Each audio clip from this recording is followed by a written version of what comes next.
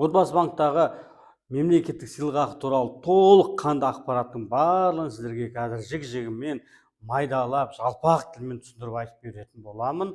Видеоны көрмес бұрын менің профиліме тіркеліп кетіңіздер. Берекелі ереке инста парақшам бар, берекелі ереке бір тикток парақшам бар, ютуб каналым бар, берекелі ереке. Соның барлығына тіркеліп, осындай пайдалы ақпараттар алып отырасыздар. Ал енді дайын болсаңыздар, кеттік. Отбасы банк мемлекеттік сыйлық ақы, госпремия дейміз орысша, барлығымыз госпремияда үйреніп қалғанбыз. Мен де госпремия деп арасын айтып отырамын, айып етпейсіздер. Отбасы банктағы депозитке екі жақтан табыс түсетін болады. Сіздердің депозиттеріңізге банктен түсетін 2%-ді сыйақы деп атаймыз, ал мемлекеттен түсетін 20%-ді сыйлық ақы деп атаймыз. Енді осы мемлекеттен түсетін сыйлық ақы туралы ақпарат сіздерге толығырақ айтайын. Қараңыздар, егер сіз депозитке 100 мың теңге ақша салсаңыздар, 100 мыңның 2%-і қанша? 20 мың теңге ма? Яғни сізге мемлекет тарапынан 20 мың теңге түседі. Сәйкесінше 200 мың болса, 40 мың, 300 болса, 400, солай кетеді, 600, 60 мың теңге, 400 мыңға 80 мың, 500-ге 100 мың, 600-ге 120 мың, 700-ге 140 мың. Енді қараңыздар, 738 мың 400-ге 147 мың 680 теңге. Осының 20%-і. Ал егер осы межеден асып кетіп жатсаңыз, осы 738 мың 400 теңгеден көбірек ақша жинаған болсаңыз, айталық 750 мың, 800 мың, 900 мың, миллион, 1,5 миллион, 2 миллион, 3 миллион, 4 миллион, 5 миллион, 6 миллион бір адамға салған болып жатсаңыз, онда мына 738 мың 400-ден кейін барлығына қанша сума салсаңыз да 147 мың 680-нен аспайды. Бұл 2025 жылы 1 мартқа түсетін мемлекеттік сыйлықақы туралы айтып жатырмын. 147 мың 680 теңге қайдан шыққан сан? Соған біз қазір мән берейік. Қараңыздар, отбасы банкта 200 айлық есептік көрсеткішке дейінгі қаражатыңызға 20% түседі. Ал 2024 жылы бір айлық есептік көрсеткіш, яғни МРП дейміз ғой, бір МРП 3692 теңгені құрайтын болса, яғни сіздің отбасы банктағы қаражатыңыз 738 мың 400 теңгеге дейінгі қаражатыңызға мемлекеттен 20% ақша түседі. Яғни 200 айлық есептік көрсеткіш 20%, 40 айлық есептік көрсеткіш, сонда максималды мемлекеттік сыйлықақы 147 мың 680 теңге. Яғни егер сіз бұл видеоны 2024-2025 жылы емес, 2026-2027 басқа жылдар көріп жатсаңыздар, онда сол жылдардағы айлық есептік көрсеткіш есептеп, мына жерде жаңадан санды жазып есептеп алсаңыздар болады. Енді қараңыздар достар, мына жерге бір мысал келтіре кетейін. Егер бір адамға міне бір адамға 3 миллион 692 мың 200 теңге ақшаны алдық та бір адамға келіп салып тастасақ, отбасы банк, міне айттым ғой, 738 400-ден артығын салса, бәрібір 147 мың 680 теңге. Міне сізге мемлекет сыйлығы 147 мың 680 теңге түседі.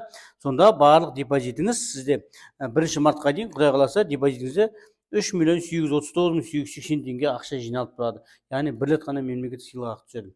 Бұндай жағдайда 738 мыңнан көбірек ақша қаражат бар болатын болса, біз бүкіл клиенттерге және отбасы банктың кеңесшілері барлығы отбасы банк менеджерлері бірден жанұялық пакет неге қолданбайсыз деп бірден сіздерге лайфқа қайтады. Яғни өзіңізге, жолдасыңызға ресми сіздер некеде тұруларыңыз керек. Сіздер жолдасыңызға, балаңыздың туу туралы куәлігі, жеке куәліктері болса да, 18-ден асып кеткен болса да, 16-тан асып кеткен болса да, туу туралы куәлігі міндетті түрде керек, сіздің балаңыз екенін дәлелдейтін.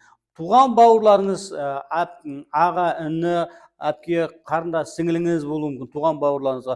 Оның да туу туралы куәлігі, сіздің де туу туралы куәлігіңіз керек болады, сіздер дәлелдейтін.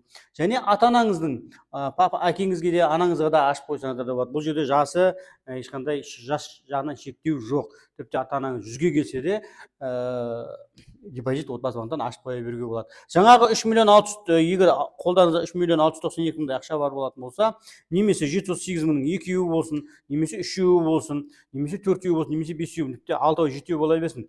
Сонда әрқайсысына 738 мың 400 теңгеден салатын болсаңыз, жеке-жеке әрқайсысына.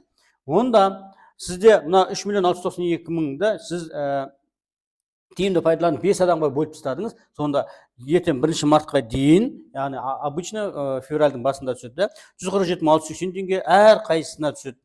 Сонда мемлекеттік сыйлықақы жалпы қосындысы 738 мың 400 теңге мемлекеттік сыйлықақы аласыз. Яғни сізден өзіңіздің 3 миллион 700-де ақшаңызға 740 мыңда ақша қосып аласыз. Сөйтіп те сізде 4 миллион 400 теңге ақша болады. 4 миллион 430 30.600 теңге нақтырақ айтатын болсақ. Енді қарайықшы, бұл жерде не ұтасыз? Сонда егер сіз оның барлығын бір өзіңізге ғана салатын болсаңыз, сізде бар жоғы 3.839.000 теңге ақша болатын еді. Ал енді 5 адамға бөліп салып кейін барлығын туысқан екеніңізді дәлелдеп, бәрін бір-біріне өзіңізге қосып алған жағдайда 4.430 теңге, яғни сіз 590.720 теңгеге артық ақша жинап қойған боласыз. Көрдіңіздер ғой, мемлекеттен сізге артық қаражат беретін болады. Бұл жанұялық пакет іске асады, егер мына жолдасыңыз, балаларыңыз, бауырларыңыз, ата-анаңыздың барлығы Қазақстан Республикасының азаматы болған жағдайда.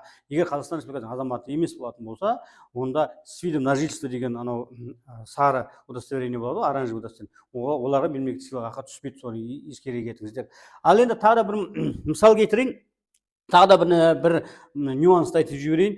Біреулер айтады, менің өзімнің 3 жыл болған депозитім бар дейді. 3 жыл болған. Енді 3 жылдан кейін өздеріңіз білесіздер, мемлекеттік сыйлықақы егер шешіп алып жатсаңыз, ақшаны мемлекеттік сыйлықақымен бірге шешіп алатын мүмкіндіктеріңіз бар. Бір клиенттер сұрайды, мен өзім 3 жылдық шотым бар, жолдасыма, балама, бауырыма, басқа ата-анама, туған туысқандарыма жаңадан ашам да, барлығына бөліп салып, кейін бәрін қосып алған кезде, егер шешіп алатын болса, мына 4.400-ді, онда мына госпремиямен бәрі шешіп алып кетеміз ба деген сұрақ қойып жатыр да. Мен оларға айтатыным, егер басқа туған туысқандарыңызға ашқан депозитіңізге 3 жыл толмаған болатын болса, онда соларға түскен мемлекеттік сыйлықақы бар ғой, оның барлығы, егер мына ақшаны шешіп алатын болсаңыз, мына сыйлықақылардың барлығы мемлекетке қайтарылады. Яғни тек қана қайсында 3 жыл бар, соның мемлекеттік сыйлықақысы сізде қалатын болады. Сондықтан бұл жерде мемлекетті алдап кете алмайсыздар әрине. Яғни мемлекеттен сыйлықақыны алам десеңіздер, 3 жыл бойы ақша жинап, сосын барып шешіп алсаңыздар, онда сізге қалады. Ал егер сіздер мына бәрін қосып алып, ары қарай несие алам дейтін болсаңыздар, отбасы банкі арқылы, егер бағалау көрсеткіштерін жетіп, төмен пайызбен алуға келетін мүмкіндіктеріңіз болып жатса, онда мына мемлекеттік сыйлықақының барлығы сіздің алғашқы жарнаңыз болып есептеледі. Достар, видео ұнады деп ойлаймын. Осындай лайфхактармен әрдайым мен сіздермен бөлісіп тұратын боламын. YouTube каналымда комментарий жазып, лайк қойып, аямаңыздар. Осы видеоны барынша бүкіл қазақстандықтарға таратуға тырысыңыздар. Туған туысқандарыңызға жандарыңызды ашып, осылай жинақтайық, осындай міне берекелі ереке айтқанда жасайық десеңіздер, нұр үстіне нұр болады, және мемлекетіміз қолдап тұрған кезде неге мемлекеттік сыйлықақыны алып қалмасқа. Амандықпен жастай келсек, әр қазақ үйлі болсын, берекелі ереке, ерекең барда берекең бар.